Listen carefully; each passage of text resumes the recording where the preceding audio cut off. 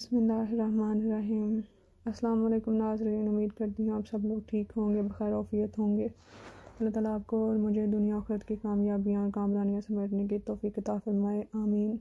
آپ دیکھ رہے ہیں ہمارا آفیشیل یوٹیوب چینل پنکھری چہل کے ساتھ، اور میں آپ کو اپنے چینل پہ خوش آمدید کہتی ہوں۔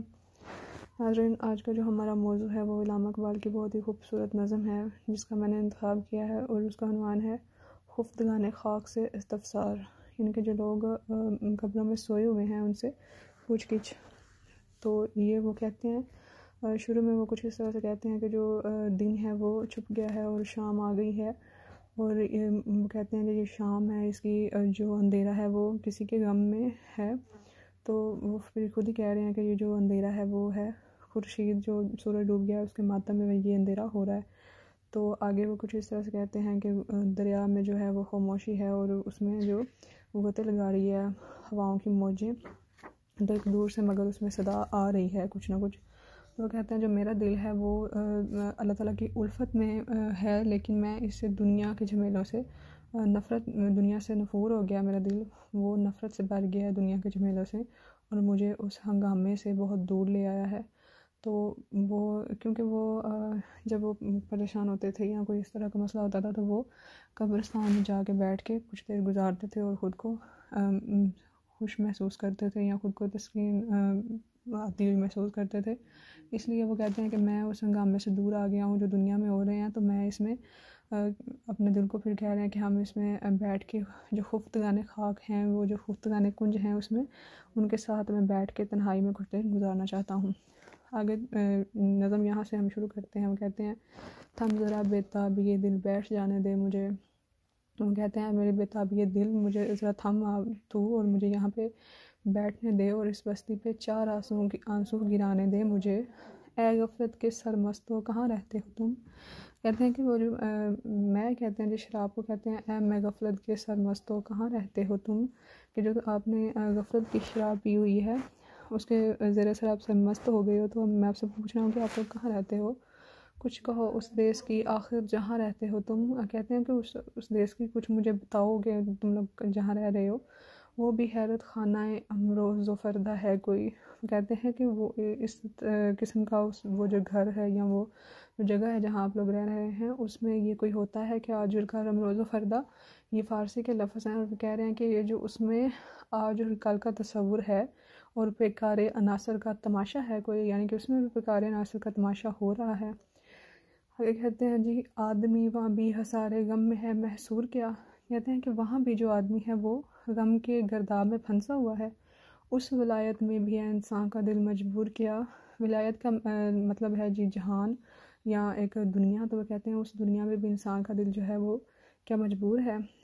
کہتے ہیں پھر آگے وہاں بھی جل مرتا ہے سوز شمع پر پروانہ کیا، اس چمن میں بھی گل و بلبل کا ہے افسانہ کیا، یا تو ایک مصرع میں پہلو سے نکل جاتا ہے دل، شیر کی گرمی سے کیا وہاں بھی پگھل جاتا ہے دل، رشتہ و پیوندیاں کے جان کا آزار ہیں، اس گلستان میں بھی ہے کیا ایسے نکیلے خار ہیں۔ کہتے ہیں جو ہمارے رشتے اور ہم جن سے بندھے ہوئے ہیں وہ ہماری جان کا ہزار ہیں، تو کیا آپ کے گلستان میں بھی ایسے نکیلے خار موجود ہیں۔ خار کہتے ہیں کانٹے کو، تو کہتے ہیں ایسے کانٹے وہاں بھی موجود ہیں۔ آگے کہتے ہیں اس جہاں میں ایک معاشیت اور 100 افتاد ہیں۔ کہتے ہیں یہاں تو صرف ایک معاشیت ہے اور یہاں پہ 100 مصیبتیں انسانوں میں پڑی ہوئی ہیں، تو روح کیا اس دیس میں اس فکر سے آزاد ہے۔ کہتے ہیں کہ جو آپ لوگوں کی روح ہے وہ اس دیس میں اس فکر سے بالکل آزاد ہے کیا۔ آگے کہتے ہیں جی کیا وہاں بجلی بھی ہے، دہقان بھی ہے، خرمن بھی ہے۔ کہتے ہیں کہ وہاں پہ بجلی بھی ہے، دہقان کہتے ہیں کسان کو، کیا وہاں دہقان بھی ہے، خرمن کہتے ہیں جی وہ جو غلہ ہوتا ہے جس میں وہ بیج اور بھس دونوں چیزیں ہوتی ہیں۔ کہتے ہیں کیا وہاں بجلی بھی ہے، دہقان بھی ہے، خرمن بھی ہے۔ خرمن کہتے ہیں ایسے غلے کو جو جس پہ وہ اناج بھی لگا ہوتا ہے اور اس کا جو بھس ہوتا ہے وہ بھی لگا ہوتا ہے، ایسے غلے کو کہتے ہیں۔ وہ کہتے ہیں وہاں پہ بھی یہ سارا کچھ موجود ہے، قافلے والے بھی ہیں، اندیشہ راہزن بھی ہے۔ راہزن کہتے ہیں جو لوگ سفر کرتے ہیں خشکی پر، ان کو لوٹنے والے جو قافلے ہوتے ہیں ان کو کہتے ہیں راہزن۔ تو کہتے ہیں آگے جی تنکے چنتے ہیں وہاں بھی آشیاں کے واسطے۔ کہتے ہیں گھونسلے بنانے کے لیے وہاں بھی لوگ تنکے چنتے ہیں۔ تو آگے کہتے ہیں خشت و گل کی فکر ہوتی ہے مکان کے واسطے۔ کہتے ہیں جو اینٹ اور وہ گارا ہوتا ہے جس سے مکان بنتے ہیں اس کی فکر ہوتی ہے کہ آپ لوگوں نے جو مکان بنانا ہوتا ہے اس کی فکر ہے وہاں پہ بھی. آگے کہتے ہیں وہاں بھی انسان اپنی اصلیت سے بیگانے ہیں کیا، یعنی کہ انسان خود کو وہاں بھی نہیں پہچان پا رہے ہیں.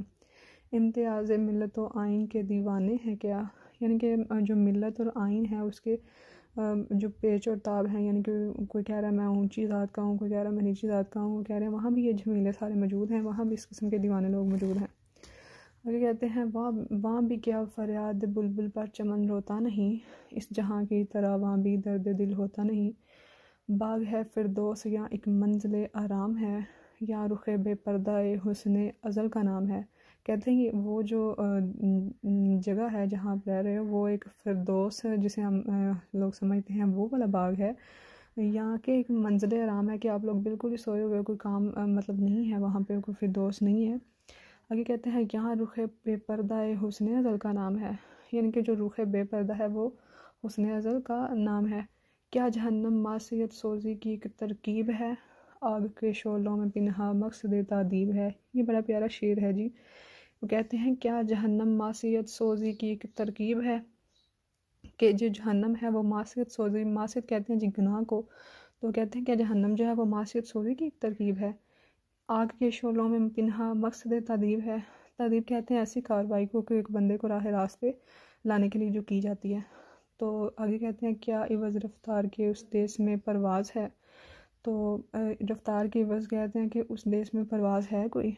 آگے کہتے ہیں موت کہتے ہیں جسے اہل زمین، کیا راز ہے، جسے موت کہہ رہے ہیں ہم لوگ وہ کیا راز ہے وہ بتا دیں مجھے. آگے کہتے ہیں اضطراب دل کا سامہ یہاں کی حس و بود ہے، علم انسان اس ولایت میں بھی کیا محدود ہے. حس و بود کہتے ہیں کہ وجود ہونا اور مٹ جانا. کہتے ہیں اضطراب دل کا سامہ یہاں کی حس و بود ہے، علم انسان اس ولایت میں بھی کیا محدود ہے، یعنی کہ یہاں پہ تو انسان کو محدود علم ملا ہوا ہے تو وہاں بھی کیا محدود علم ہے. دید سے تسکین پاتا ہے دل مہجور بھی. یہ بڑا پیارا شعر ہے. لن ترانی کہہ رہے ہیں یا وہاں کے طور بھی.